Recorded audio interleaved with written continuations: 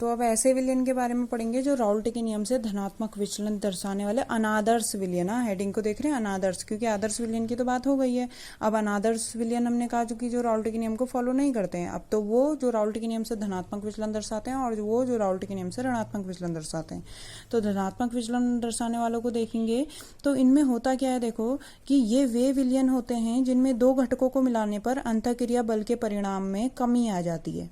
ठीक है, कमी आ जाती है का मतलब कि जब ए और बी घटक को आप आपस में मिला रहे हो तो ए के बीच में जो अंतःक्रिया बल होगा और बी के बीच में जो अंतःक्रिया बल होगा इसका मान ज्यादा होगा जब इन दोनों को आपस में मिलाएंगे और ए अंतःक्रिया बल बी बनेगा। समझ रहे हैं, मतलब कि दो घटक जब अकेले अकेले थे ए और बी, उनके बीच में जब वो अकेले अकेले थे तब ए के बीच में अंतःक्रिया बल का परिणाम ज्यादा था और बी के बीच में अंतःक्रिया बल का परिणाम ज्यादा था। लेकिन जब आपने दोनों घटकों को मिला दिया तो ए और बी के बीच में इतनी अच्छी बॉन्डिंग नहीं हो पाई, उसमें अंतःक्रिया बल के परिणाम में कमी आ गई। ठीक है, तो यहीं पे यही दर्शाया, देखो ए अंतःक्रिया बल लेस हो गया किससे, ए से या फिर बी से। तो अब अंतःक्रिया बल के परिणाम में कमी आ जाएगी, यानी कि आपने ए और बी घटक को जब आपस में मिलाया और ए बी के बीच में इतनी अच्छी बॉन्डिंग नहीं हुई तो क्या होगा, जब इनके बीच में इतनी अच्छी बॉन्डिंग नहीं होगी तो ये जब आप इनको गर्म करोगे तो ये आसानी से वाष्प में बदलेंगे। तो इनके वाष्प दाब में क्या आएगी, यानी कि जो ए घटक है इसके वाष्प दाब में भी बढ़ोतरी होगी और जो बी घटक है इसके वाष्प दाब में भी बढ़ोतरी होगी। क्यों?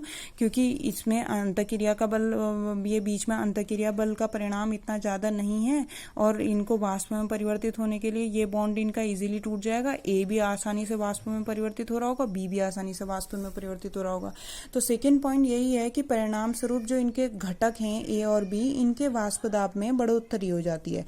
वाष्प दाब में बढ़ोतरी हो जाती है तो पीए का मान बढ़ जाता है शुद्ध अवस्था में वाष्प दाब गुणा उसके मोलंस के मान से अधिक हो जाता है पीए का मान। तो P A is greater than P not A x A and P B is greater than P not B x B. तो सिंपल सा समझो फंडा क्या हुआ, जो धनात्मक विचलन दर्शाते हैं उसमें क्या हुआ, आपने ए और बी घटक को मिलाया और ए और बी के घटक को जब आपस में मिलाने लगे तो उसमें अंतःक्रिया बल के परिणाम में उतनी ज्यादा अंतःक्रिया बल जो है यानी कि उनके बीच में बॉन्डिंग अच्छी नहीं हुई तो जिसकी वजह से क्या है, जो ए घटक है और बी घटक है वो आसानी से वाष्प में परिवर्तित होने लगे क्योंकि बीच में इतनी अच्छी बॉन्डिंग नहीं थी। तो एक घटक जो ए है उसका वाष्प दाब में भी बढ़ोतरी हुई, बी घटक जो है उसके वाष्प दाब में भी बढ़ोतरी हुई। उसका रिजल्ट ये हुआ कि P A is greater than P not A x A and P B is greater than P not B x B. अब ये इसको ग्राफ से कैसे दर्शाएंगे, देखो यहाँ पर जो एक ग्रीन लाइन से मैंने ग्राफ दर्शाया ये आदर्श विलयन के लिए है, जो आपने इससे पहले अभी पढ़ा हुआ था। ठीक है, तो ग्रीन लाइन वाला जो है वो आदर्श विलयन के का ग्राफ है। अब हुआ क्या, जो धनात्मक विचलन दर्शाने की वजह से जो ये पीए का मान है, देखो पीए का मान जो पुराना आदर्श विलयन के लिए तो एक ग्रीन लाइन में है पीए का मान, जबकि ये जो धनात्मक विचलन दर्शा रहे हैं उनके लिए रेड लाइन के लिए। तो पीए का मान भी बढ़ गया, यानी कि उसके एक घटक का मान भी बढ़ गया और दूसरे घटक पीबी का मान भी बढ़ गया, जिसका रिजल्ट ये हुआ कि जब इनका विलयन बना तो विलयन का टोटल वाष्प दाब भी पुराने आदर्श विलयन के वाष्प दाब से बढ़ गया।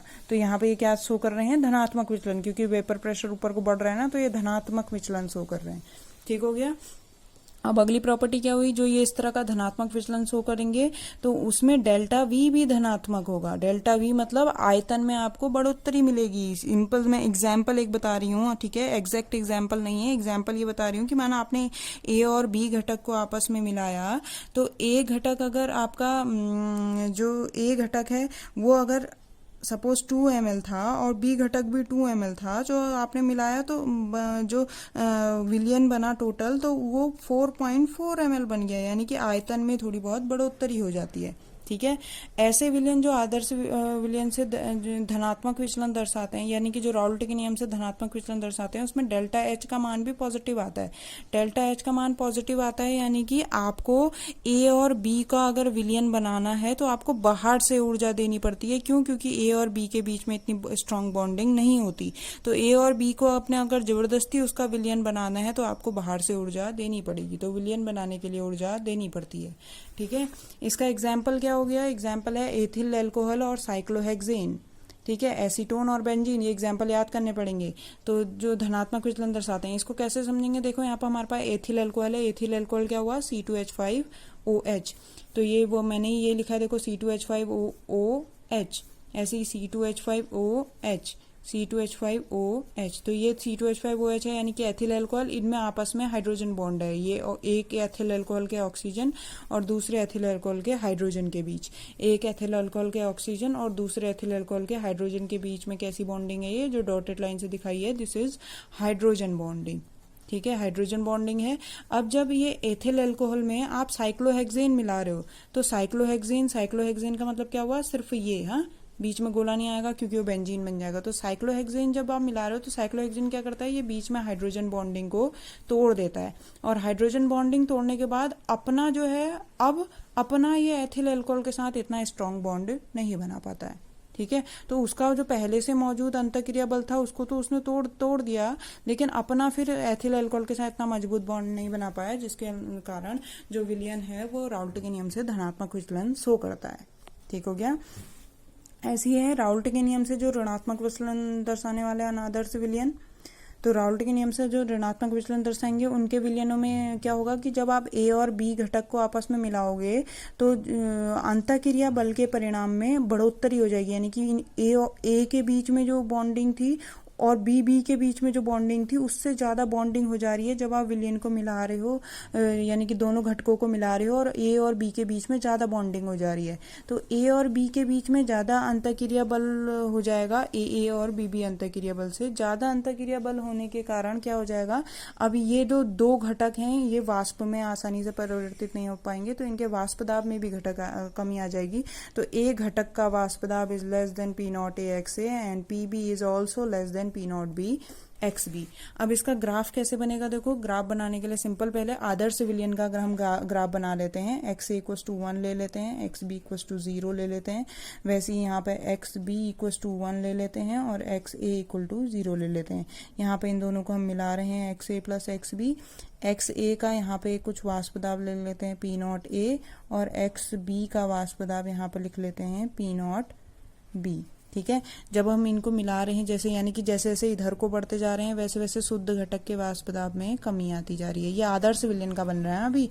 ऐसे ही जब हम ये पीबी को, जैसे जैसे पीबी कम होता जा रहा है, सॉरी बी घटक कम होते जा रहा है, वैसे वैसे इसके वाष्प दाब में भी कमी आती जा रही है। तो ये भी ग्राफ ऐसे मिल रहा है। और जब इन दोनों को मिला रहे हैं, तो हमारे पास सॉल्यूशन का हमको यानी कि वाष्प दाब मिल रहा है, यानी कि PS टोटल या P टोटल मिल रहा है। ठीक है, तो ये आदर्श विलयन के लिए ग्राफ था। इधर को जो है वो वाष्प दाब को दिखा रहा है, वाष्प दाब को। तो ये आदर्श विलयन का था। अब जो ऋणात्मक विचलन दर्शा रहे हैं, उनके लिए हमने ग्राफ बनाना है। तो ऋणात्मक विचलन जो दर्शाएंगे, उनके लिए ए घटक का वाष्प दाब में भी कमी आ जा रही है, तो ए वाले घटक के वाष्प दाब में भी कमी आ जा रही है। तो हमने नीचे को दिखा दिया ग्राफ। ठीक है, तो ये हो गया PA के लिए। अब बी घटक के वाष्प दाब में भी कमी आ रही है, तो इसका ग्राफ भी हमने नीचे को बना दिया। तो ये किसके लिए है? PB के लिए। तो टोटल सॉल्यूशन के वाष्प दाब में भी कमी आ जाएगी, तो ये सॉल्यूशन के वाष्प दाब में भी कमी आ जाएगी। ये क्या हो गया? PS, यानी कि PA प्लस PB। तो ग्राफ कुछ इस तरीके का बनेगा। ठीक है, अब इसके लिए डेल्टा V का मान क्या होगा? तो डेल्टा V का मान भी ऋणात्मक होगा, यानी कि आयतन में कमी आ जाएगी। सिंपल सी बात है, क्योंकि A और B में अंतःक्रिया बल का परिणाम बढ़ गया, यानी कि बॉन्डिंग बढ़ गई, तो आयतन में कमी आ जाती है, तो आयतन ऋणात्मक हो जाएगा। ठीक है, और डेल्टा H नेगेटिव का मतलब ऊर्जा बाहर निकलती है। नेगेटिव साइन का मतलब हो गया ऊर्जा बाहर निकल रही है। क्यों? क्योंकि A और B के बीच में इतनी स्ट्रांग बॉन्डिंग होने लगती है कि इनकी एक्स्ट्रा एनर्जी बाहर निकलने लगती है। ठीक है, एग्जाम्पल यहाँ पे हो गया, देखो, क्लोरोफॉर्म और बेंजीन।